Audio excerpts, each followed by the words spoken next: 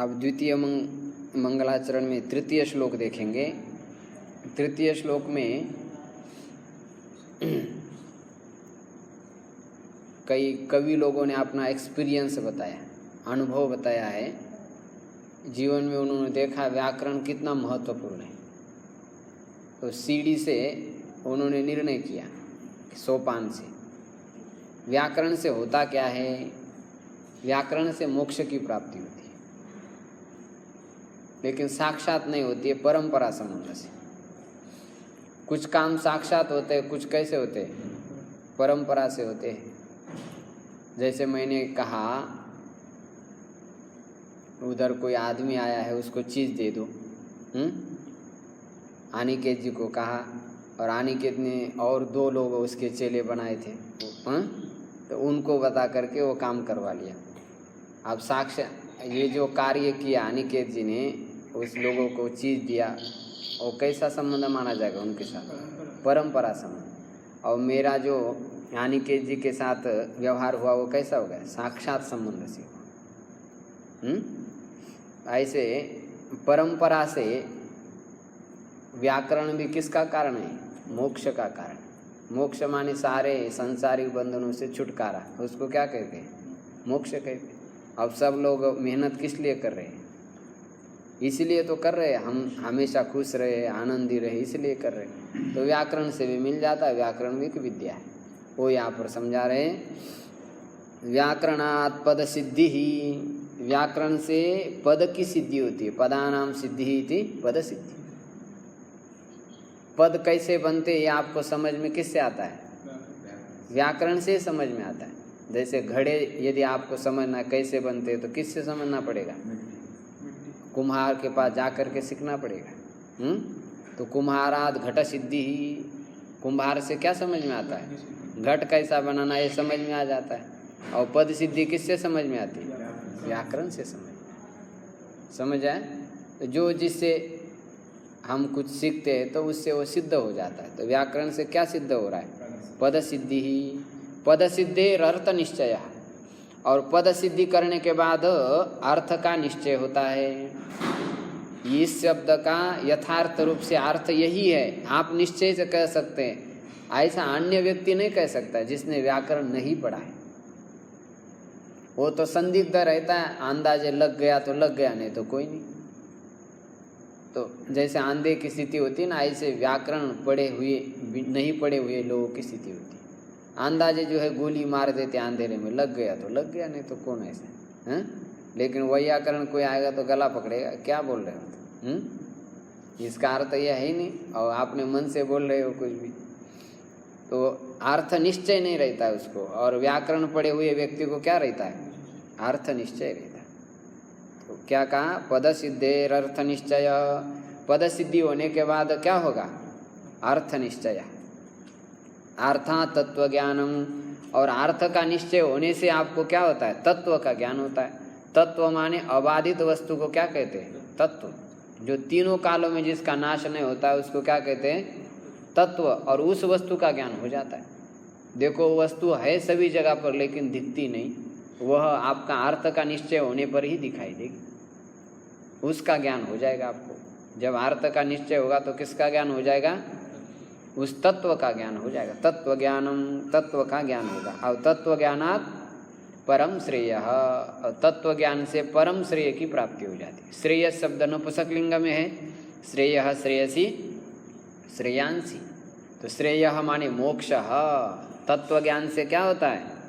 मोक्ष होता है। तत्व ज्ञान के बिना मोक्ष नहीं होते। नहीं ज्ञानात् ऋते मोक्ष। ज्ञान के अलावा और मोक्ष नहीं है। तो इसलिए मनुष्य को तत्व ज्ञान अर्जन करना पड़ता है। और तत्व ज्ञान किससे होगा? अर्थ निश्चय से होगा। और अर्थ निश्चय किससे होगा? पद सिद्धि से होगा। और पद सिद्धि किससे होगी? इसलिए व्याकरण पढ़ना चाहिए। व्याकरण के बिना ये सब संभव नहीं है। ये तृतीय श्लोक के द्वारा समझाया। आगे वाला श्लोक का विचार हम अगले कक्षा में करेंगे। 30तमस्य पाठस्य विचारं वयं सर्वे कृतवन्तः। तत्र विशिष्टतया सन्नन्त प्रत्ययस्य प्रयोगः कृतः अस्ति। सन्नन्त प्रत्यय, सन प्रत्यय किस अर्थ में होता है? इच्छार्थ। किसी धातु से सन प्रत्यय लगाएंगे तो उसका अर्थ करना। कर्तुम इच्छति, रामः कार्यम कर्तुम इच्छति बोला, और दूसरे ढंग से कहा रामः चिकीर्षति। रामः कार्यम कर्तुम इच्छति, कितना लंबा चौड़ा वाक्य बन गया। इसी को छोटा कर दिया हमने, रामः चिकीर्षति, राम करना चाहता है। बात वही है, लेकिन सन प्रत्यय यदि लगा दिया जाए तो एक ही क्रियापद से काम हो जाता है, और नहीं लगा दिया तो कर्तुम इच्छति ऐसा बोलना पड़ेगा। कर्तुम इच्छति कही अथवा चिकीर्षति कही, दोनों का अर्थ क्या है? एक ही है। पठितुम इच्छति अथवा विपठिष्यति कहो, एक ही है। श्रोतुम इच्छति शुश्रूषति, ये इसका विग्रह वाक्य होता है। हर एक क्रियापद जो होगा उसका ऐसा विग्रह वाक्य होगा। सुषुप्स्यति, स्वप्तुम इच्छति सुषुप्स्यति, सोना चाहता है सुषुप्स्यति। बुभुक्षते, भोक्तुम इच्छति बुभुक्षते। मीमांसते, मातुम इच्छति मीमांसते, जानना चाहता है, समझना चाहता है। मोक्तुम इच्छति मुमुक्षति, बद्धुम इच्छति बिभत्सते, ऐसे इसके विग्रह रहते हैं। इसको भी आप थोड़ा थोड़ा प्रैक्टिस करते जाइए। ज़्यादा प्रसिद्ध चिकीर्षति, मुमुक्षति, जिगमिष्यति, गंतुम इच्छति जिगमिष्यति, ऐसे प्रयोग होते हैं। तो ये सन प्रत्यांत जो शब्द होते हैं उसको ऊ लग जाता है। ऊ लगने के बाद वो कर्ता अर्थ का वाचक हो जाता है। सनासन स भिक्षु ऊहू, जैसा जिज्ञासा बनाया ऊ लगा दिया जिज्ञासु। तीनों लिंगों में चलेगा, स्त्रीलिंग, पुल्लिंग और नपुंसकलिंग। स्त्रीलिंग में किसके समान चलेगा? धेनु के समान, और नपुंसकलिंग में मधु के समान, और पुल्लिंग में गुरु के समान चलेगा। ये मोटी बात तो ध्यान रख लेना आप। पाठ को कम से कम 5 बार तो आप पढ़ लेना है दिन में, तभी वो दिमाग पर चढ़ेगा, नहीं तो ऐसा नहीं चढ़ेगा। समझना है ना अपने को, व्याकरण समझ करके फिर पद सिद्धि कर लेना है। आगे चल करके महान संस्कृत के समुद्र में गोता लगाना है। और समुद्र में जब गोता लगता है तो क्या मिलता है आपको? मोती मिलते हैं कि नहीं? अलग अलग प्रकार के क्वालिटी के मोती मिलेंगे। और आप सोचेंगे यार इतना बड़ा समुद्र कौन जाएगा उसमें? टेक्निक से जाएंगे उसमें। ऐसा ही सीधा जाओ तो खारा पानी आएगा, कहोगे आहा बड़ा नमकीन है, कहे नहीं? तो टेकने से बढ़िया कवच बांध दो, नाक मुंह बढ़िया ढंग से बांधो, फिर गोता लगा दो। आज जैसे नीचे गए तो हो मोती ही मोतिया। कितना रेट? बोले ये तो रेट नहीं लगा सकते इसका, उधर बाजार में जाएंगे तभी इसका मूल्य पता करेंगे। तो ऐसा जो होता है, समुद्र में गोता लगाने के लिए पहले पूरी तैयारी करना पड़ता है। बिना तैयारी के यदि गोता मारेंगे तो फिर नमकीन के अलावा और कोई हाथ में नहीं लगता। कोई भी काम में तैयारी चाहिए। तो इसकी तैयारी हम कर रहे हैं। अब सन्नंत प्रक्रिया में देखते हैं वाक्य कैसे कैसे बनते। चनचित प्रत्यांत को याद नहीं किया ना? कल याद कर लेना सबको। आज तो गणपति बापा विसर्जन कर दिए हैं तो इसलिए सबको क्षमा है, लेकिन कल चलेगा नहीं सब। बोलिए वाक्य। बालक पढ़ना चाहता है, बोलना चाहता है, सेवा करना चाहता है और कार्य करना चाहता है। बालकः विपठिष्यति, विवक्षति, शुश्रूषति, चिकीर्षति च। सुंदर, समीचीन। अनंतरम शिष्य तैरना चाहता है, धर्म को जानना चाहता है, जल पीना चाहता है, दान देना चाहता है, वस्त्र धारण करना चाहता है और धन पाना चाहता है। शिष्यः तितिर्षति, धर्मं जिज्ञासते, जलं पिपासति, दानं चिकीर्षति, वस्त्रं धारणं चिकीर्षति, वस्त्रम दित्सति, धित्सति और दानं दित्सति। धारण करने के लिए धित्सति, धारण करना चाहता है। वस्त्रं दित्सति, धनं लिप्सते, लिप्सते च, दानं दित्सति, दानं दित्सति, दानम दित्सति, दान देना चाहता है। मैंने चिकीर्षति नहीं, चिकीर्षति करना चाहता है या देना चाहता है। दानम दित्सति ऐसा। आगे सुभाष जी। तीसरा, राजा शत्रु को मारना चाहता है, मरणासन को देखना चाहता है, धन लेना चाहता है और राज्य जीतना चाहता है। गोविंद शत्रु जिगांसति, मारना चाहता है, जिघांसति, मुमुर्षु दिदृक्षते, मुमुर्षुम दिदृक्षते। मुमुर्षु माने क्या है? मरणासन्न व्यक्ति। वैसे संसार में कोई मरना नहीं चाहता है, लेकिन आता है, क्या करेंगे? तो इसलिए मुमुर्षु माने मरणासन्न, जो अभी मरने के लिए पहुंच चुका है, तो उसको क्या कहते हैं संस्कृत में? मुमुर्षु, मरणासन्न कहते हैं। धनम जिगृच्छति, राज्यम जिगीषति च। जिगीषति च, सुंदर, सम्यक वाक्यम। अनंतरम, चिकित्सक मरणासन्न की चिकित्सा करना चाहता है, भोजन खाना चाहता है। चिकित्सक और लंबा वाक्य है, सत्य पर विचार करना चाहता है, सत्य पर विचार करना चाहता है और पापों को छोड़ना चाहता है। चिकित्सक जिज्ञासुमपि, नहीं, चिकित्सकः मुमुर्षुम चिकित्सते, चिकित्सति बनेगा। हाँ, भोजनम मुमुक्षते, सत्यम मीमांसते, पापम मुमुक्षति च, पापम मुमुक्षति च। हाँ, मुमुक्षति छोड़ना चाहता है। आगे, किसी को शुश्रूषा, किसी को चिकित्सा, किसी को धर्म की मीमांसा और किसी को सत्य की जिज्ञासा अच्छी लगती है। आप सोच समझ करके वाक्य बोले। किसी को, ये देखो चनचित प्रत्यांत का प्रयोग आ रहा है। किसी को क्या अच्छा लगता है? शुश्रूषा। किसी को शुश्रूषा अच्छा लगता है। इतना छोटा सेंटेंस बनाओ, फिर बाकी बन जाएगा। कस्मैचित शुश्रूषा, कस्मैचित चिकित्सा, कस्मैचित धर्म मीमांसा, कस्मैचित सत्यम जिज्ञासा रोचते च। सम्यक, बहुत सम्यक। कर्ताड़न स्वागतम। कस्मैचित, चित प्रत्यय का हमने प्रयोग किया। कस्मैचित शुश्रूषा रोचते, रुच धातु के योग में चतुर्थी विभक्ति होगी। किसी को, ऐसा विशेष निर्देश नहीं किया जा रहा है, तब इसका प्रयोग हो रहा है। आप समझ में आ गया होगा चित्त का प्रयोग कैसा किया जाए। उसी प्रकार चन का करो, कस्मै चन शुश्रूषा रोचते, कस्मै चन धर्म मीमांसा रोचते। चित्त चन किसी का भी कर सकते। हाँ, तो समझना पड़ेगा को वो विशेष आदि का ध्यान रखते हुए प्रयोग करना है। अब गम का भी है, लेकिन विशेष इस पाठ में आया जाने के लिए इन गतों का कर लेने के लिए कह रहे। यदि आप करें तो ठीक है, नहीं करे तो गम का भी कर सकते। वह परसों आया था, कल गया। हाँ, सह परह्यः एति, स्वः एति। नहीं, श्वः आयत कैसा होगा? श्वः कल तो जाएगा, ये कल बीता हुआ है, बीते हुए कल। ह्यः आयत, ऐसा ही होगा। पर ह्यः आयत, ह्यः आयत, ये बीता हुआ है। हाँ, बीता हुआ है। इसका कल गया का क्या मतलब? ह्यः आयत, कल गया। आई तो बनता है उसका, आ उपसर्ग लगा करके आयत ही बनता है।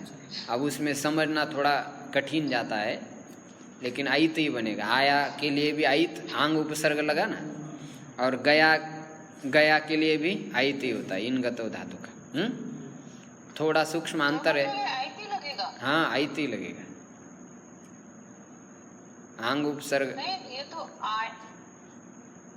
परसों आया और कल गया, वापस गया। गया आना जाना तो अलग हुए ना। जैसे आगच्छति माने क्या होता है? आना, और गच्छति माने जाना। ऐसे आयत रूप बन गया लंग लकार का, लेकिन आ प्लस आयत करेंगे तो वृद्धि होकर के क्या बनेगा? आयत ही बनेगा। आया के लिए भी आयत और गया के लिए भी आयत ही बन जाएगा, उसमें अंतर नहीं आएगा। लेकिन वो सूक्ष्म अंतर है, वो वैयाकरण ही समझ। आयत ही बनेगा उसका। तो अगर आयत की जगह आगच्छत लगाते हैं तो वाक्य ठीक है, वो ठीक है और सुंदर है, समझ स्पष्ट आ जाएगा। आयत लगाएं तो थोड़ा सा कंफ्यूज तो होता ही।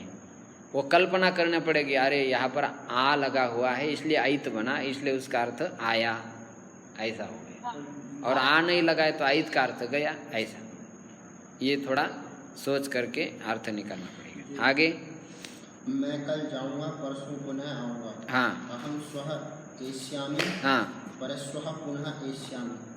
पुनः एष्यामि, हाँ, यहाँ पर ऐस्यामी आ लग गया ना, उसके साथ वृद्धि हो जाएगी तो ऐस्यामी, बड़ा आई लग जाएगा, ऐस्यामी, ऐसा। अहम स्वः ऐष्यामि, इसमें भी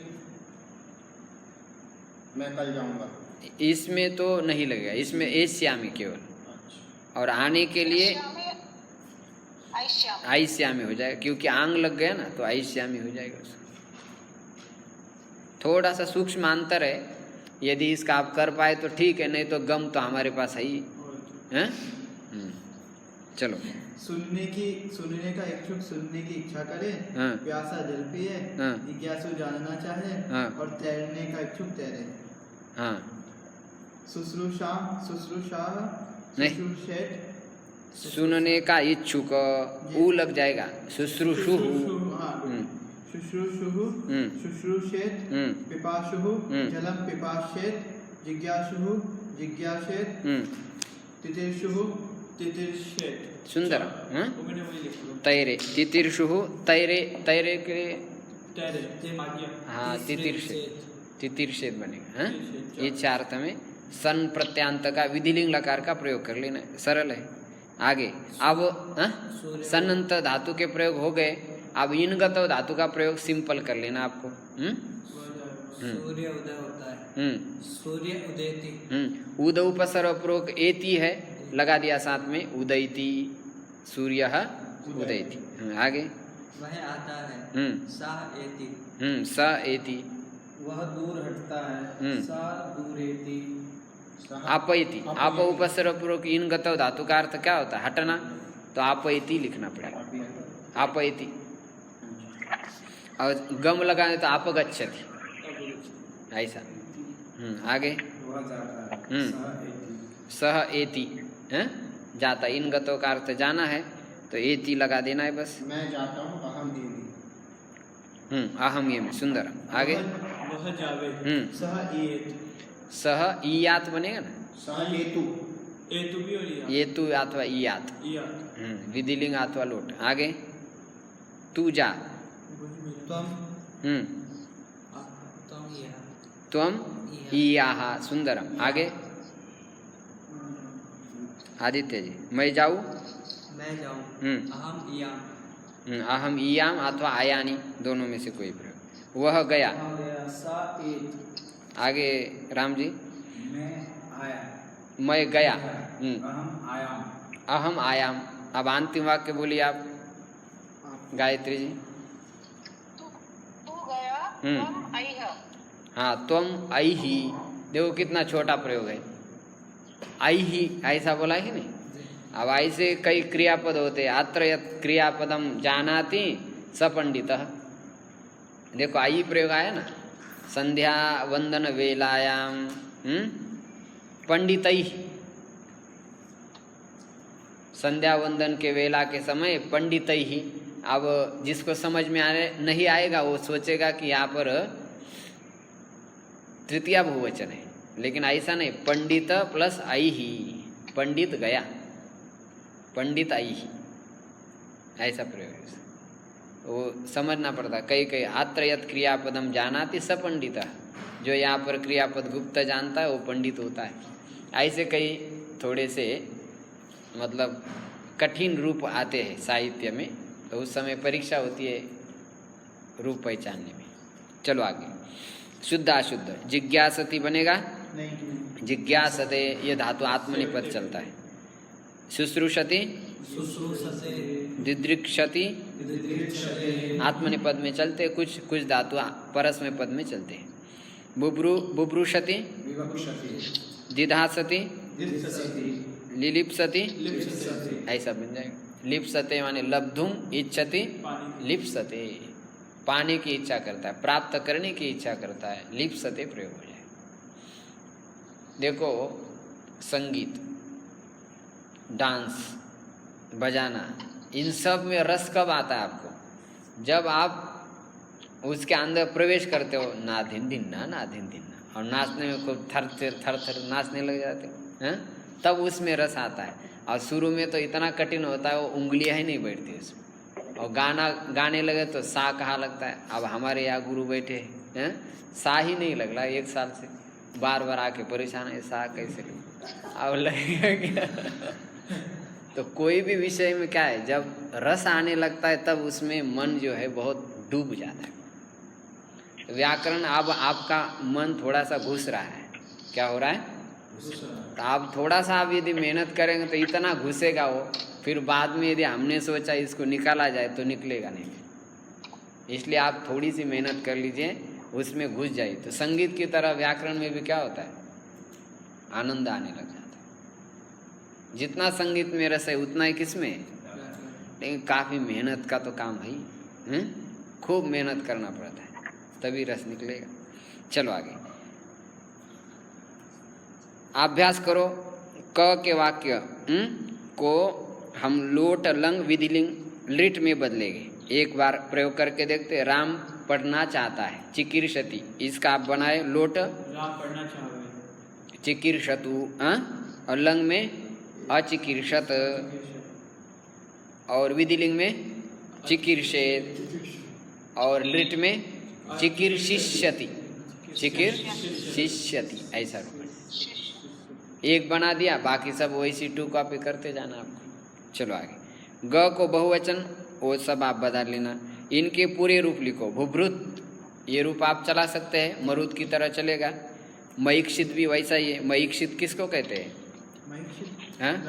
राजा को। मह्याम क्षित, क्षीक्षय है ना, महिं क्षिति, पालयति, जो पृथ्वी का जो पालन करता है वो महीक्षित। विपश्चित माने राजा, मरुत माने, ये विपश्चित माने विद्वान होता है, मरुत माने वायु होता है। चलो, ई धातु के 10 लकार के पूरे रूप लिखे तो आप तो समझ ही गए। एति इत यंति, एसी इत इथ, एमि इव इमा। आगे लोट का भी लिख लेना, लंग का भी, विधिलिंग का भी। क्रियादिगण की विशेषता बताओ। इसमें ना लग जाता है और वो बाद में कभी नी भी हो जाता है। क्रीणाति क्रीणितः क्रीणन्ति, क्रीणासि क्रीणितः क्रीणितः, क्रीणामि क्रीणिवः क्रीणिम। अब इसके बाद वही करेंगे, प्रत्येक गण की एक एक धातु याद करेंगे। उभयपदी हो तो उभयपदी, परस्मैपदी हो तो परस्मैपदी। वो एक बार सुना दीजिए आप, 5-5 लकार सबके बढ़िया ढंग से। सन प्रत्यय लगाकर इन धातुओं के 10 लकारों के प्रथम रूप लिखो। सन प्रत्यय, ब्रू का क्या बनेगा?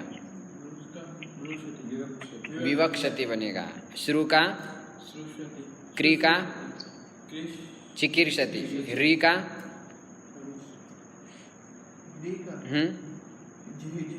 जिहीर्षति, मृ का मुमूर्षति, त्रि का पा का पिपासति, दा का दित्सते, धा का।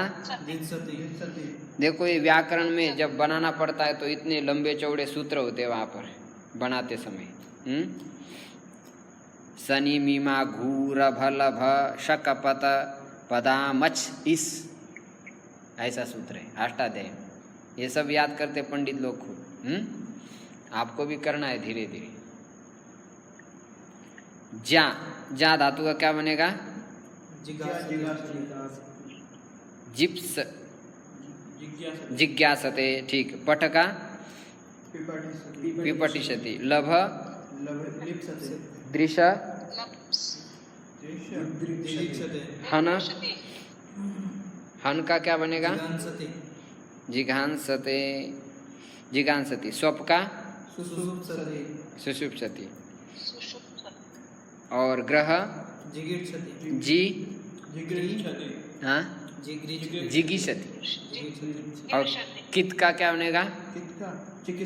चिकित्सति, सुंदर। और भुज का क्या बनेगा? बुभुक्षते, खाने अर्थ में भुज, खाना, बुभुक्षते माने खाने की इच्छा करता है। भूख लगेगा तो क्या करेगा? खाने की इच्छा करेगा।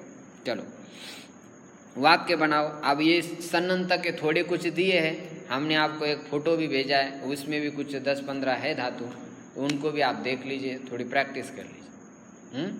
आपने आप मेहनत करना पड़ता है, तभी जो है ये सब समझ में आ जाता है। पैसा कमाने वाले लोग देखो, प्लस से इधर एक ड्यूटी कर रहे, फिर उधर भी चले जाते, दूसरा भी करके आ जाते। बोले इतना क्यों करते हो? क्या मालूम, जिंदगी के लिए करना पड़ता है। ऐसा वो आंसर देते। हम कभी ऐसा नहीं बोलते अलग से ट्यूशन एक लगा ले, अलग से और किसी के पास जाके पढ़े, ऐसा कोई नहीं। और चाहते सब कुछ व्याकरण आ जाए, ऐसा आएगा वो? ऐसा नहीं होता। यहाँ पर पढ़ाई करे, फिर अलग से और खूब करे, और किसी के साथ विचार करे, तभी वो आ जाता है। आप सोचते ऐसे आ जाएगा। मैं आपके सामने बैठा हूँ, जब पढ़ाई करता था तो कितने सारे लोगों के साथ विचार कर लेता, जा करके अभिमान का त्याग करके समझना पड़ता है सबके पास जा करके, ये कैसा बनता है, क्या बनता है, तभी वो समझ में आ जाए। और आप यदि यहीं पर खोलते किताब, फिर दूसरे दिन यही खोलते, तब वो किताब कहेगा कि ये बहुत ही होशियार विद्यार्थी है, इनके लिए हम सो जाएंगे। ऐसा नहीं करना। यहाँ खोल दिया, दिन भर उसको खुला ही रखना है। जब भी कोई रूप अटकता है तुरंत देख लेना चाहिए, ऐसी जिज्ञासा रखनी चाहिए, तभी फिर आएगा। चलो वाक्य बनाओ। च की उपर्युक्त धातुओं के सन्नंत रूप बनाकर उनमें अंत में उ और आ लगाकर उनका वाक्य में प्रयोग करो। उ और आ लगाने से क्या है? संज्ञावाचक शब्द, भाववाचक शब्द बनता है कि नहीं? कर्ता बन जाता है। जैसे पिपासा के पिपासा, पिपासु और पिपासा, पीने की इच्छा को क्या कहेंगे? पिपासा। जिसको असली भूख प्यास रहती है, वो अवश्य ही जल के पास का जल को उसके पास जाना पड़ता है, कभी नहीं। क्योंकि प्यास जब लग जाए तो जाना ही पड़ेगा उसके पास। भूख लगेगी तो अन्न के पास, हाँ, ऐसा नहीं होता भूख लग गई और कहीं अन्न के पास गए। इतना खोज करके पुराना हो 2 दिन का तो भी खा लेता है। तो ये जिज्ञासा, पिपासा इसको कहते हैं, जानने की इच्छा, जिज्ञासा। इस प्रकार हमने 30वें पाठ का विचार किया है।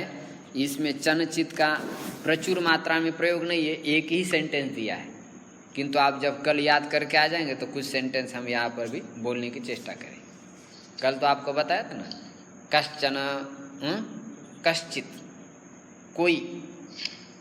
कोई मनुष्य जा रहे, केचन मनुष्याः गच्छन्ति, कोई छात्र गा रहा है, कह कश्चन छात्र गायति, कोई छात्र पढ़ रहा है, कश्चन छात्रः पठति। ये हो गया प्रयोग। किसी छात्र को दे दो, कस्मैचित छात्राय ददातु। किसी छात्र का यह पुस्तक है, कस्यचित छात्रस्य इदं पुस्तकं, कस्मिंचित छात्रे मम विश्वासः अस्ति। कस्मिंचित विश्वास है, हाँ, कस्मिंचित छात्रे, केषुचित छात्रेषु भगवतः प्रीति अस्ति। किसी छात्र में भगवान की प्रीति है। तो ऐसा प्रयोग करेंगे, सभी विभक्तियों में करेंगे, तभी फिर वो फिट हो जाएगा। घट्टकुट्टी न्याय से क्या हो जाएगा? मजबूत हो जाएगा। घट्टकुट्टी न्याय समझते हैं? खूब जो है मलते जाना, मर्दनम गुणवर्धनम। जितना आप दवाई को मर्दन करेंगे तो उतना उसमें क्या हो जाता है? हाँ, गुण आ जाता है। जितना आटा गूंदेंगे उतनी रोटी क्या हो जाती है? हाँ, खिल जाती। तो इसलिए खूब मर्दन करने से ही जो है सिद्ध हो जाता है। तो क्या बता रहा था मैं? हाँ, चनचित का थोड़ा सा प्रैक्टिस करेंगे तब आ जाएगा, ऐसा नहीं आएगा। चलो आगे। अब 31वां पाठ देखें। करिन, हाथी, छोटा बच्चा भी रहता है उसको भी कहते, बड़े को भी कहते। दंडिन, विद्यार्थिन, शशिन, पक्षिन, स्वामिन, स्वामिन ऐश्वर्य। जो ऐश्वर्यवान होते हैं उसको क्या कहते हैं? स्वामी कहते हैं। पानी महर्षि ने एक सूत्र बनाया, स्वामिन ऐश्वर्य। क्या सूत्र है? आगे देखो, मंत्री जो मंत्रणा करता है, विचार विनिमर्श करता है राजा के साथ, उसको मंत्री कहते हैं। इसी से मंत्र शब्द भी बनता है, मननात्रायते। मंत्री नहीं, पुल्लिंग है ना, मंत्री का वाचक है। अर्थ को देख करके कभी कभी लिंग को समझना चाहिए, कभी कभी लिंगानुशासन से समझ लेना चाहिए। जिसी किसी प्रकार से लिंग का अनुसंधान करें, क्योंकि व्याकरण में सबसे बड़ा जटिल विषय यही है, लिंग समझना। जिसको लिंग पहचान में आ गया तुरंत विभक्ति रख लेगा। अब लिंग ही मालूम नहीं तो फिर सब काम ही क्या हो जाएगा, गड़बड़ हो जाएगा। इसलिए लिंग पर ध्यान रखिए। जब मंत्री का वाचक है तो मंत्री स्त्रीलिंग में होगा, नपुंसक लिंग में होगा? सीधी सी बात है, अर्थ के अनुसार समझ। अब बात चल रही है किसी महिला की, तो कह गए महिला शब्द नपुंसक लिंग में है। अब कैसी बात हुई? अर्थ से समझना पड़ेगा। साक्षिन, जानिन, योगिन, त्यागिन, वाग्मिन, चतुर्वक्ता को कहते वाग्मिन। और वाचाल माने अधिक बोलना। आलजा अटचो बहुभाषिनी, पानी महर्षि का एक सूत्र है। बहुत बोलने वाले के लिए आलच प्रत्यय हो जाता है। वाचाल आटच और आलच प्रत्यय हो जाता है। बहुत बोलने वाले, बक करने वाले। और जो बिल्कुल समय के अनुसार समय सूचकता देखते हुए बोलने वाला, उसको क्या कहते हैं? वाग्मी। वाग्मिन प्रातिपदिक है। वाग्मी, वाग्मिनो, वाग्मिना। रामचंद्र जी कैसे है? वाग्मी है, समय के अनुसार बोलने वाले हैं। चलो आगे। पीड़, प्रपूर्वक्षाल, पाल, युज, योजयति, गुरु शिष्यम योजयति, ऐसा लगाना। प्रपूर्वक ईर का अर्थ प्रेरयति, प्रेरणार्थ में होगा। गण, गणयति, मंत्र, रच, पूज, आश्लिष, आलिंगन करने अर्थ में। बाहु से आलिंगन करते कि नहीं, वो आलिंगन होता है। कई प्रेम का आलिंगन होता है, कई काम का आलिंगन, कई आलिंगन के भी प्रकार है। चूर, चुराना। चिंत, कथ, भक्ष, हाँ, ये अर्थ में। अब ये धातुएं इसमें काफी दिए हैं, तो ये भी सरल है। चुरादिगण की धातु है, चोरयति की तरह चलेगी। देखो, पश्चात माने बाद में पीछे। पुनः शीघ्रम, शीघ्रम शीघ्रम गच्छति माने जल्द जल्द।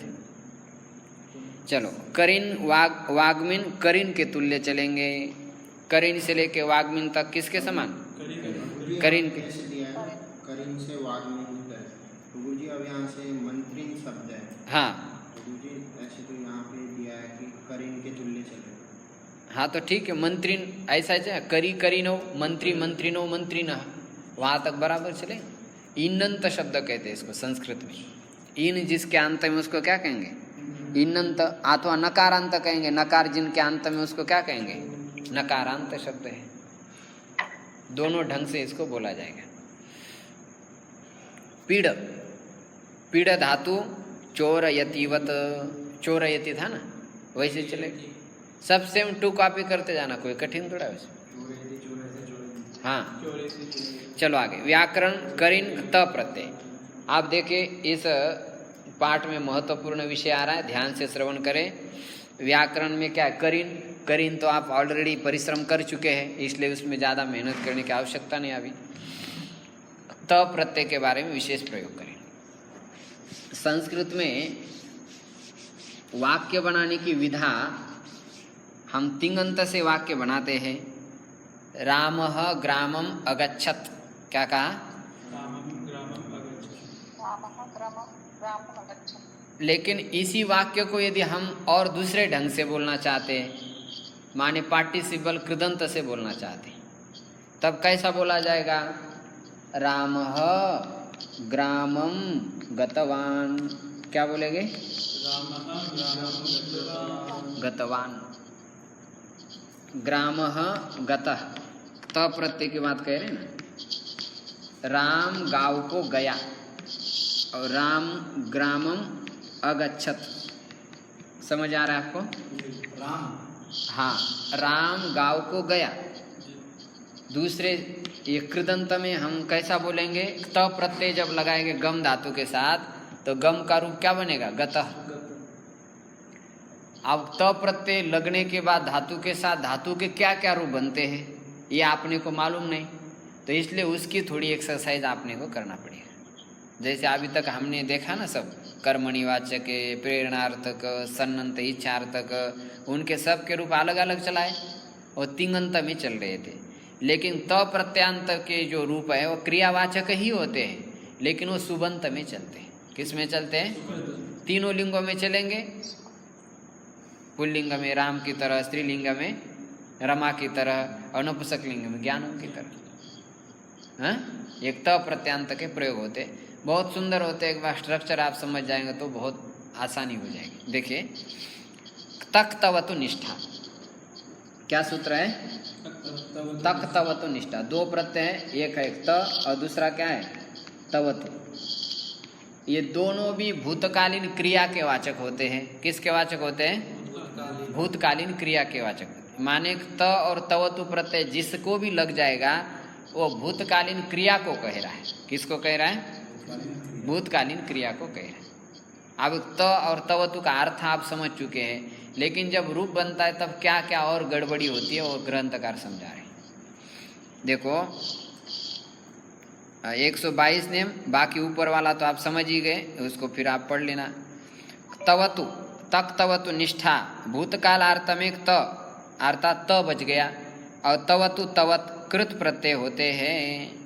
त प्रत्यय और तवतु प्रत्यय, इसको कृत प्रत्यय भी कहते हैं। इसकी क्या संज्ञा है?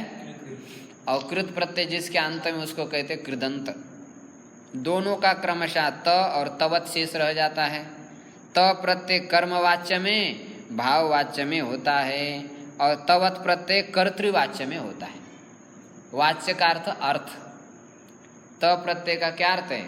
कर्मार्थ और भावार्थ, और तवतु प्रत्यय का क्या अर्थ है? कर्ता अर्थ है। ये बात बहुत बड़ी है। बड़ी बात यदि समझ ले लेंगे तो बहुत जल्दी काम हो जाएगा। हैं? त प्रत्यय किस अर्थ में होता? बोलो। हाँ, कर्मवाच्य भाव, और तवतु प्रत्यय बस इतना ध्यान रखिए। आगे देखिए, सेठ, सेठ का मतलब क्या होता है? ई वाली, जिसको ई लग जाता है उसको कहेंगे सेठ। पैसा वाला सेठ मत समझो। धातुओं के बीच में ई लग जाता है। आनिट का मतलब ई नहीं वाली, जिसको ई नहीं लगता है उसको क्या कहते हैं? धातु दो प्रकार के, सेठ और अनिट। सेठ माने जिसको ई लग जाता है उसको सेठ कहेंगे, और जिसको ई नहीं लगता उसको क्या कहेंगे? अनिट कहेंगे। धातुओं में ई नहीं लगता, धातु को गुण वृद्धि नहीं होती, संप्रसारण होता है। जब तक तवतु प्रत्यय जब लगेगा तब धातु को गुण वृद्धि नहीं होती है, किंतु संप्रसारण हो जाएगा। इको नीचे का उल्टा हो जाएगा। जैसे क्री से हमने त प्रत्यय किया तो क्या बन गया? कृतः। ये अनिट धातु ईट हुआ नहीं और क्री के री को गुण नहीं हुआ, ऐसा ही मिला दिया, कृतः बन गया। अब तीनों लिंगों में कृतः, स्त्रीलिंग में कृता और नपुंसक लिंग में कृतम, ऐसा बन। कृतम माने किया। अंडरस्टैंड? अच्छा, तवतु प्रत्यय लगा देंगे तो क्या बनेगा? कृतवत बनेगा। अब इसको भगवत की तरह चला लो आप तीनों लिंगों में। पुल्लिंग में क्या होगा? कृतवान, और स्त्रीलिंग में क्या होगा? और नपुंसक लिंग में क्या होगा? बस ये हो गए। तिगंत में नहीं चलेगा। तिंगंत नहीं, सुबंत रूप चलते हैं इसके। क्रियावाचक शब्द है लेकिन सुबंत कृदंत शब्द कहते हैं। रामः कार्यम कृतवान, भगवती कार्यम कृतवती, नगरम कार्यम कृतवत। कर्ता जिस लिंग में होगा उसी लिंग की क्रिया आपको रखनी है, बस इतना ही ध्यान रख लेना है। ये कर्ता के अनुसार इनका चेंज होता है, कर्म द्वितीया में होता है। ये भी इसी प्रकार अब इनके लिए थोड़ा सा आपको एक्सरसाइज करना पड़ेगा। ये तो सरल है, इसमें तवतु प्रत्यांत का प्रयोग। त के लिए थोड़ा सा एक्सरसाइज, वो भी आप समझ चुके हैं, लेकिन एक बार शब्दशः समझ लेंगे। हाँ, सेठ धातु का एग्जाम्पल देख लेते हैं हम। जैसे लिख धातु को ले लेते हैं। रामः ग्रंथम लिखितवान। अब देखिए, लिख धातु को हमने ईट, त को ईट कर दिया, ये सेठ धातु है, तो क्या बन गया? लिखित। त को ई लग गया ना, तो ये सेठ हो गया। धातु कैसी है? सेठ। अब ये त प्रत्यांत, और जब तवत लगा देंगे तो क्या बनेगा? लिखितवान। धातु को गुणगान वगैरह कुछ नहीं होगा, लिखितवत लिखितवान। यहाँ पर क्या है? कर्ता। त में ई यहाँ पर जुड़ जाता ना, ये ई ता के स्थान पे ई आदेश होगा। स्थान पर नहीं, ई के स्थान जुड़ जाएगी साथ में। ईट आगम है ये, अच्छा, आगम साथ में जुड़ जाता है इसको। यहाँ लिखित इधर लग गया ना, ये त के पहले लग गया ई, तो मिलाते समय इधर आ जाएगा ना, ऐसा लिखित। हाँ, जब वर्ण सम्मेलन करते तब कैसा करते? तो त ई को त ई लिख धन इत, त को ई हो जाएगा, है ना। लिख धन इत मिला देगा तो क्या बनेगा? लिखितः। लिखितः माने लिखा गया। आप ध्यान दे थोड़ा सा, लिखितः में ये कर्मवाच्य में है। किस में है? क्या लिखा आपने? ग्रंथ। क्या लिखा? अब ग्रंथ में कौन सी विभक्ति आ जाएगी? प्रथमा विभक्ति। और कर्ता में कौन सी विभक्ति आएगी? तृतीया। वही कर्मणि वाच्य का नियम ध्यान रखो, कर्ता में तृतीया, कर्म में प्रथमा, कर्म के अनुसार क्रियापद। राम के द्वारा ग्रंथ लिखा गया, समझ में आ गया? कर्म में जो लिंग होगा वही क्रियापद में रहेगा। यदि राम ने गीता लिखी तो तुरंत चेंज हो गया, रामेण गीता लिखिता, ऐसा लिखना। राम के द्वारा गीता लिखी गई, कर्म चेंज हो जाने से आगे लिखिता हो गया। अभी राम के द्वारा पुस्तकम यदि होगा तो क्या लिखना पड़ेगा? लिखितम। राम के द्वारा पुस्तक लिखा गया, तो ये कर्मणि वाच्य का जो नियम था वही इसमें भी लग जाता है। राम के द्वारा पुस्तक लिखी गई, कर्म में जो जो लिंग वचन विभक्ति होगी बस वही लिंग वचन विभक्ति आपको एक त प्रत्यांत वाले रूप में भी रख लेना है। वो जो कर्मणि वाच्य का नियम था वही यहाँ पर ध्यान रख लेना। और ये जो तवतु प्रत्यय कर्तृवाच्य है, कर्तृवाच्य में वैसा ही है। राम ग्रामम गच्छति, राम गांव को जाता है, लेकिन अब ये भूतकालीन क्रिया का वाचक हो जाएगा तो राम ग्रामम गतवान, राम गांव को गया। जैसे देखो, राम ग्रामम अगच्छत, ये आपने तिङन्त में बोला। अब कृदंत में यदि बोलना है तो राम ग्रामम गतवान। गुरुजी अगर स्त्रीलिंग आएगा, हाँ हाँ, यहाँ पे मतलब हाँ, यदि कर्ता स्त्रीलिंग है, रमा गांव को गई, रमा ग्रामम अगच्छत। अब कृदंत में रमा ग्रामम गतवती, ऐसा लिखना पड़ेगा। अर्थ एक ही, नगर को गया, नगरम गतवतम। यानम नगरम अगच्छत। अब कृदंत में बनाएंगे तो यानम नगरम गतवत, गतवान गतवनम गतवत, ऐसा होगा। इस प्रकार प्रयोग होगा। देखिए थोड़ा सा नियम पर आप ध्यान दें, ऐसा ही आपको समझ लेना है। आज ये तक तवतु का ये एक विचार हो गया। त प्रत्यय किस अर्थ में होता है, इसका प्रयोग कैसा होता है, एक एग्जाम्पल से समझा, और शेष पाठ हम कल देख लेंगे। ओम संगच्छध्वं संवदध्वं संवो मनांसि जानतां, देवा भागं यथा पूर्वे संजानाना उपासते। ओम शांति शांति शांति।